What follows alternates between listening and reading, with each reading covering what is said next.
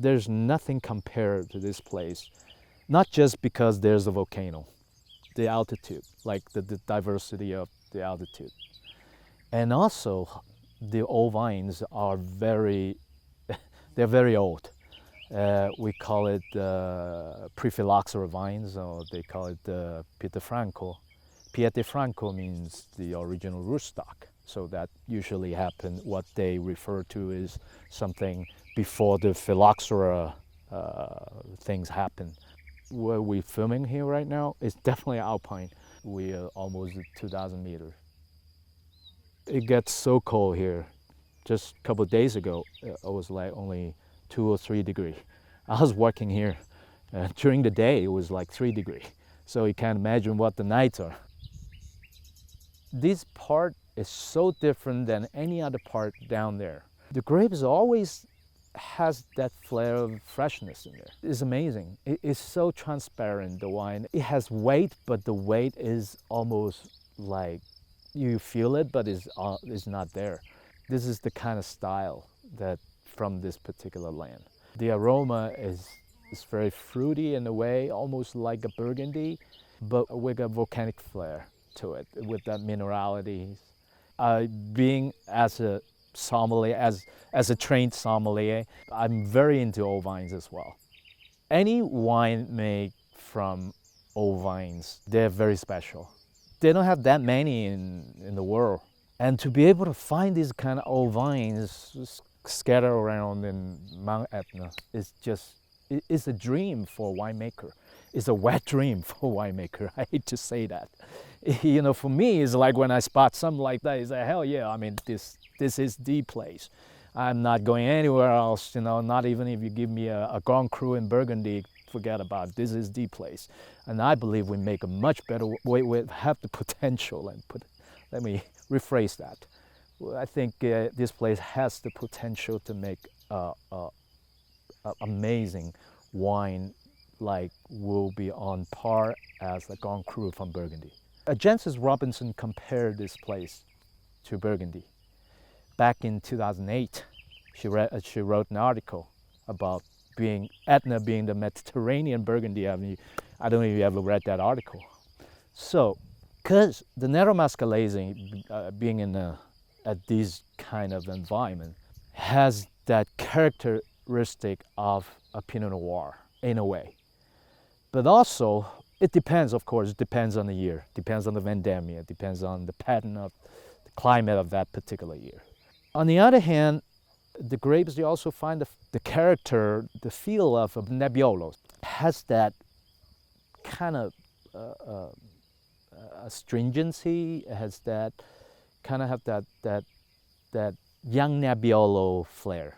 The reason why I came here, I decided, like, within a heartbeat, I decided to invest in here, is because the volcano and the altitude and the old vines. Everybody knows as a winemaker, that is, like I said, the wet dream for making a good wine. First, talk about the volcano. It kind of contributes the soil, really ever evolving volcanic soil. Etna was has been erupted the last year for like 72 times. And what it means is constantly it contributes new soil, new topsoil. The ashes, the rocks and all that, and it kind of spill out everywhere.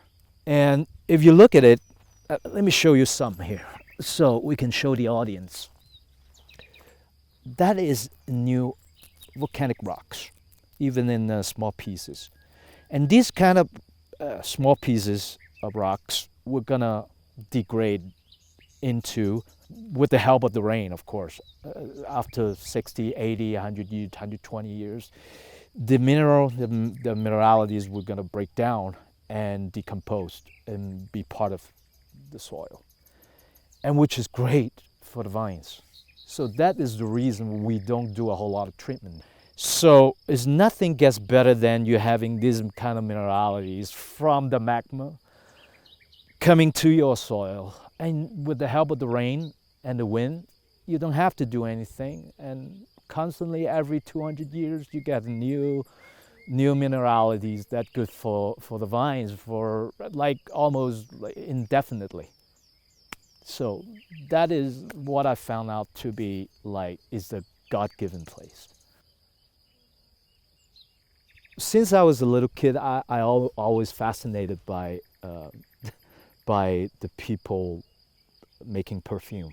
When I was a little kid, when I was in duty-free shop in the airport, my mom was like, "Are you crazy?" I was like always spraying this because they're free, right? And I spray on this strip and then spray and you smell it. And I smell the Calvin Klein one, I smell Burberry, I smell all these and Versace and all these things. And I'm fascinated by it. And I went to a museum in Paris, the Museum of Perfume. And I even opened my eye. It was like, we're talking about, 10, 12 years ago.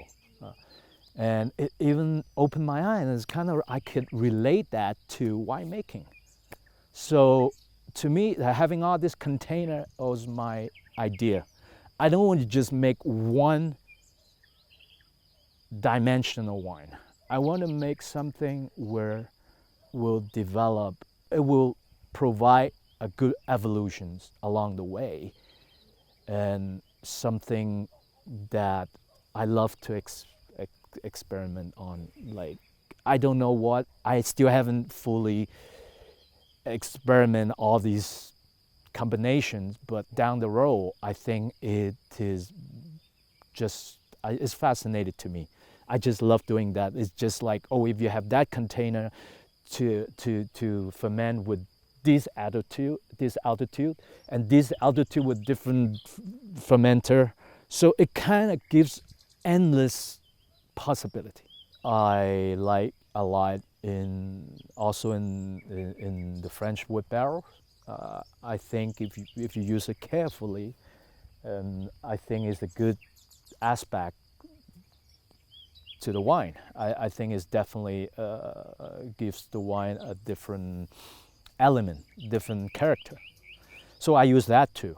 And I also use something very simple such as fiberglass.